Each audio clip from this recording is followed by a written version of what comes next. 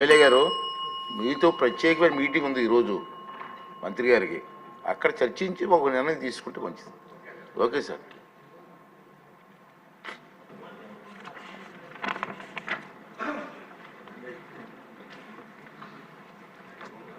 నమస్కారం అధ్యక్ష. రాష్ట్రంలో నిత్యావసర సరుకుల ధరలు పెరుగుతున్న విషయం వాస్తవం అధ్యక్ష. అయితే మా సివిల్ సప్లైస్ డిపార్ట్మెంట్ నుంచి ప్రతిరోజు ఒక డైలీ ట్రెండ్ మేము ఫాలో అవుతాం అధ్యక్ష. ఏ విధంగా సరుకుల ధరలు మేము పర్యవేక్షించి అనేక ప్రాంతాల్లో ధరలు ఏ విధంగా ఉన్నాయో దానిపైన స్పష్టమైన అవగాహన వచ్చే విధంగా మేము 18 సరుకులని ప్రతిరోజు కూడా 77 రెవెన్యూ డివిజన్ నుంచి ప్రతి రెవెన్యూ డివిజన్లో ఆ మండల హెడ్ క్వార్టర్ నుంచి దాదాపు 154 సెంటర్ల నుంచి మేము ఈ సమాచారం సేకరిస్తూనే ఉంటాం అధ్యక్ష. ఎకనామిక్స్ అండ్ స్టాటిస్టిక్స్ డిపార్ట్మెంట్ దీనికి సహకరిస్తుంది. కూరగాయల విషయంలో మార్కెటింగ్ శాఖ కూడా ప్రతిరోజు ఈ ధరల గురించి సేకరిస్తూ ఉంటారు అధ్యక్ష.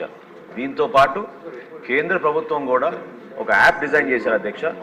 అది మన రాష్ట్రంలో 5 ప్రాంతాల్లో విజయవాడ, విశాఖపట్నం, తిరుపతి, కర్నూలు, జమ్మలమడుగు ఈ 5 ప్రాంతాల్లో కూడా ఈ యాప్ ఉపయోగించి సమాచారాన్ని ప్రతిరోజు కూడా కేంద్ర ప్రభుత్వం ఏర్పాటు చేసిన పోర్టల్లో అప్లోడ్ చేస్తూ ఉంటాం అధ్యక్ష. ధరల పెరుగుదలని అరికట్టడానికి మేము తీసుకున్న కొన్ని చర్యల గురించి గౌరవ సభ్యులందరూ కూడా వివరించాలి అధ్యక్ష. ఎందుకంటే మన ప్రభుత్వం వచ్చిన తర్వాత ముఖ్యమంత్రి గారు ఇది చాలా కీలకమైన అంశం. దీని గురించి మార్కెటింగ్ శాఖ మరియు సివిల్ సప్లై శాఖ ఇద్దరు కూడా కూర్చుని మాట్లాడి రాష్ట్రంలో వినియోగదారులకి ఇబ్బంది కలగకుండా మనం వెసులుబాటు కల్పించాలని ఆయన ఆదేశాల మేరకు జూలై 8వ తారీఖున ఒక మీటింగ్ ఏర్పాటు చేశాం అధ్యక్ష.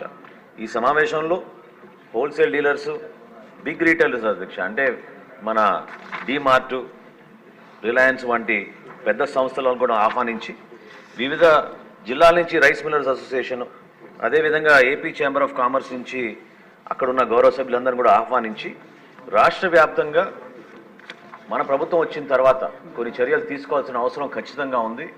ప్రజలకి వెసులుబాటు మనం కల్పించాలనే ఆలోచనతోటి వాళ్ళతో చర్చించినప్పుడు వాళ్ళందరూ కూడా అంగీకరించి ప్రత్యేకంగా మనం కొన్ని సరుకుల పైన వాళ్ళు రాష్ట్ర వ్యాప్తంగా ఒకే రేటు తీసుకొస్తామనే ఆలోచన వాళ్ళు కూడా అంగీకరించారు అధ్యక్ష.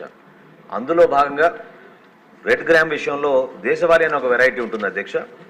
దాన్ని 181 రూపాయలు ప్రస్తుతం ఆ రోజున రాష్ట్రంలో అమ్ముతూ ఉంటే చిత్తూరు నుంచి శ్రీకాకుళం వరకు ఒకే రేట్లో 160 రూపాయలు పర్ కిలో చొప్పున కందిపప్పును అమ్ముదామని ఆ రోజు నిర్ణయానికి వచ్చాం అధ్యక్ష.